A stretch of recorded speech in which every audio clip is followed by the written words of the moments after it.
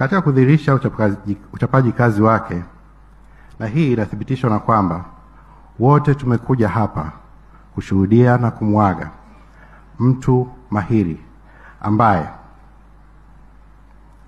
hata siku moja kabla ya mauti wake alikuwa kazini akichapa kazi. Na Mheshimiwa Waziri Mkuu, kwa kumbukumbu tu, kamati ya mwisho ya Bunge ambayo alikutana nayo ni kamati ya kudumu ya Bunge ya afya na masuala ya ukimwi, na maelekezo yake ya mwisho kwetu sisi watendaji wake na watumishi wake ni kuhusu, na nakumbuka, kuendelea kuratibu masuala ya maafa nchini kwa utimilifu wake. Sisi watumishi wako, Mheshimiwa Waziri Mkuu, tutayaenzi na kuyatekeleza haya kwa moyo wetu wote.